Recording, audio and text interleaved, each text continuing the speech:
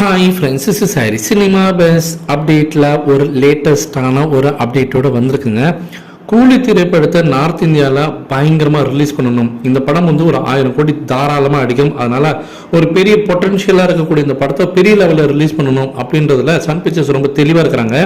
இதனாலே அவங்க ஒரு சில முடிவுகளும் எடுத்திருக்காங்க. இப்போ அதில் ஒரு முக்கியமான ஒரு முடிவு என்னன்னாக்கா, ஓடிடி நிறுவனங்கள் கூலி படத்தை வாங்குறதுக்கு போட்டி போட்டுன்னு இருக்காங்க அப்படின்னு தான் சொல்லணும். குறிப்பாக நெட்ஃப்ளிக்ஸும் அமேசான் பிரைமும் அவங்க சன் பிக்சர்ஸ் கேட்குற தொகையை விடவே அதிகமாகவே தரத்துக்கு ரெடியாக இருக்கிறாங்களாம். ஆனால் சன் பிக்சர்ஸும் அவங்க சொன்ன ஒரே வார்த்தை கொஞ்சம் வெயிட் பண்ணுங்க அப்படின்ற மாரி சொல்லி அவங்கள அப்படியே பார்த்தீங்கன்னாக்கா நிறுத்தி வச்சிருக்காங்களாம். என்ன காரணம் அப்படின்னு பார்க்கும்போது, நம்ம தமிழ் சினிமாவில் இருக்கக்கூடிய ஒரு முக்கியமான பிரச்சனையே அதை ஹிந்தியில் நார்த் இந்தியாவில் ரிலீஸ் பண்ணும்போது அங்கே இருக்கக்கூடிய பிரச்சனை என்னது, அங்கே இருக்கக்கூடிய மல்டிப்ளெக்ஸில் அந்த படத்தை ரிலீஸ் பண்ணும்போது ஓடிடியில் 8 வாரம் கழிச்சு தான் அந்த படம் வந்து ரிலீஸ் ஆகணும். அதுக்கு முன்னாடி நீங்கள் ரிலீஸ் பண்ணுறதா இருந்தாக்கா நாங்கள் எங்கள் தேட்டரில் போட மாட்டோம் அப்படின்னு சொல்லிட்டு அங்கே இருக்கக்கூடிய மல்டிப்ளெக்ஸ்லாம் நிறைய பிரச்சனைகள் போயிருக்கு.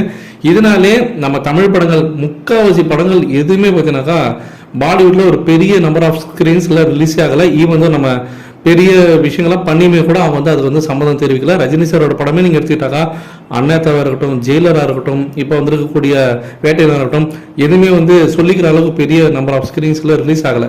காரணம் இந்த ஓடிடி பிரச்சனைனால. அதனாலே சன் பிக்சர்ஸ் தவிர இதுக்கு ஒரு முற்றுப்புள்ளி வச்சே ஆகணும், இந்த தாட்டி கூலி பெரிய லெவலில் அங்கே ரிலீஸ் ஆகணும் அப்படின்னு சொல்லிட்டு இதற்கான முயற்சிகள் பேச்சுவார்த்தையிலும் ஈடுபட்டுருக்காங்க. ஸோ அது சுமூகமாக முடிச்சுட்டாக்கா வேற லெவலில் ரிலீஸ் ஆக போகுது நார்த் இந்தியா பெல்ட்டில். ஸோ அதுக்காக நான் வெயிட் பண்ணுவோம் என்ன முடிவு பண்ண போகிறாங்கன்னு சொல்லிட்டு. அடுத்தது கூடுதலான அப்டேட் என்ன அப்படின்னு பார்த்தீங்கன்னாக்கா, வர சம்மருக்கு, அதாவது ஏப்ரல் மாதம் தமிழ் புத்தாண்டை ஒட்டி படையப்பா படம் ரீரிலீஸ் செய்யப்படுறதுக்கான எல்லா வாய்ப்புகளும் இருக்குது. அதற்கான எல்லா வேலையும் செஞ்சுருக்காங்க. அதே போல் பாஷா படத்தை ரீரிலீஸ் பண்ண போகிறாங்க வர சம்மருக்கு. ஆனால் அது எக்ஸாக்டாக எந்த டேட்டுன்னு சொல்லலை. ஏப்ரல் மாதம் ரிலீஸ் பண்ண போகிறதா சொல்கிறாங்க. மேக்ஸிமம் அதுவும் ஏப்ரல் 14 தான் இருக்கும். 30 வருஷம் ஆகுது இந்த படம் ரிலீஸ் ஆகி. 4K டிஜிட்டல் வடிவத்தில் இந்த படத்தை டால்பி அட்மாஸ் சவுண்டோட அது புது தொழில்நுட்பம் வடிவத்தில் கொண்டு வர போகிறாங்க. புது ஃபார்மேட்டில் இந்த படத்தை கொண்டு வர போகிறாங்க. நீங்கள் எந்த அளவுக்கு ஏப்ரல் மாதம் படையப்பா பாஷா சொல்லிட்டு தலைவரோட படத்தை தேட்டரில் ரீரிலீஸை கொண்டாடுறதுக்கு ரெடியாக இருக்கீங்க அப்படின்றது கீழே சொல்லுங்க ஃப்ரெண்ட்ஸ்.